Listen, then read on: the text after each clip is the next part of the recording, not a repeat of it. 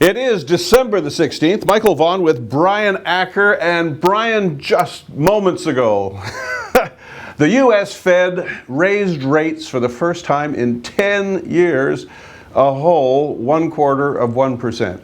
Absolutely. More importantly, the markets are reacting positively. Certainly Canada's up some 200 points, and the Dow's up 170 points as of this recording. Yes. We'll see what happens at the close, but so good so far.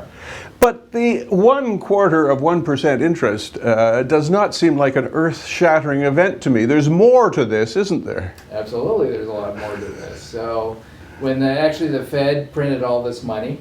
Quantitative easing, please. QE.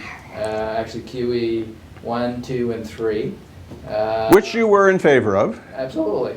All that money went to banks, Yep. the largest banks in the United States. So there were actually $3.5 trillion of excess reserves actually sitting on the banks' balance sheets, and they weren't lending it. So They weren't. Why not? Dodd-Frank, Oh, yes. the regulators, etc. These banks need more capital, Yep. and they're too big to fail. But the regulators are still, how can I say it? They're a work in progress. But anyway, $3.5 trillion are actually sitting on the reserves, and literally they have been sitting there for quite some time, untouched. Yeah. So they could all pass their stress tests. Well, but literally it's there to go into the economy, to for credit, for building plant and equipment, etc. But it's been sitting there for years. The Fed actually is getting a little bit panicked that could lead to inflation down the road. So what today? Oh, if they do something really stupid with it, if they suddenly shove it out the door and bad investments or Bubbles can happen. Yes, all right. So what they've done is taking, with that 1/4 point, basically $1 trillion of that back. I see. So at a $3.5 trillion, they're going to take $1 trillion back. Oh. So now you're only at $2.5 million, and Trillion, I'm sorry.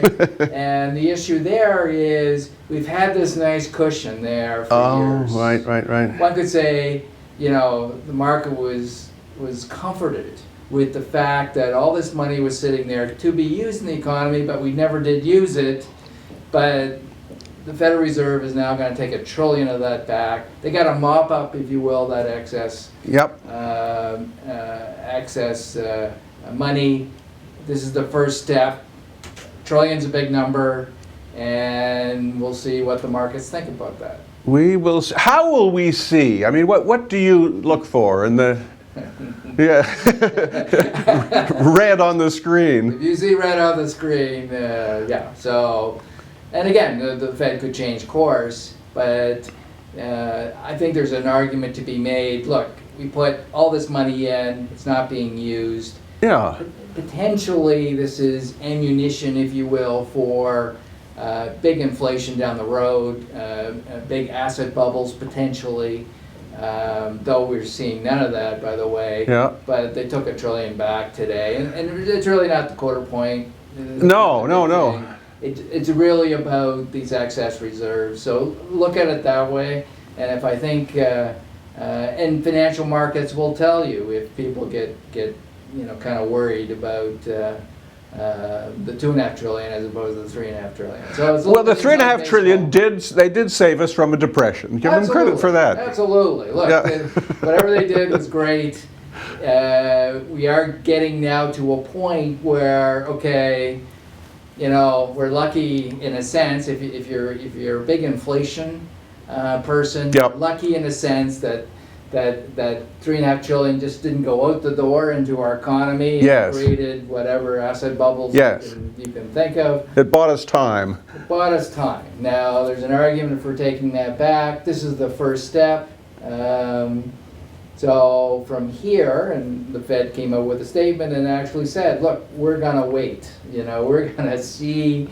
We're not going to take that $2 trillion out right away. We're just going to wait and see how this goes. So that's what's going on. It's very, very fascinating. Never been done before in the history of man. So everyone's kind of guessing here. but certainly by the initial reaction, it's positive. Well, that makes it a great story, more than a quarter of 1%. All right, now in the moment we have left, this will be our last session of 2015. Yes. A quick performance report, Canadian and U.S. Canada, we're right in line with our benchmark, the S&P TSX 60. Yep. We're down about 8% for the year. Yep. I'll take that with what's going on in Canada. Thank you. Certainly Yes. The energy, the golds, the material space. Oh, some of the most conservative ones are down 30%. Oh, it's ugly. It's Ugly, all right. Anyway, yeah. Okay. The U.S. continues to rock, though not as much as the index in Canadian dollars. We're up 10%, holding a collection of value names, which we like, obviously priced in Canadian dollars.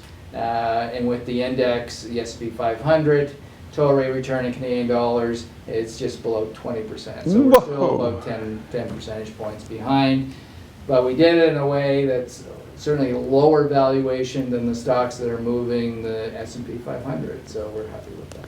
Well, a positive end to the year and a very interesting one. I really appreciate your analysis into that today, Brian. It's things I did not know. Well, there you go. So if you have any more questions, don't hesitate to call. I'll be here in 2016. Thanks for your time. Thanks, Michael. Merry Christmas.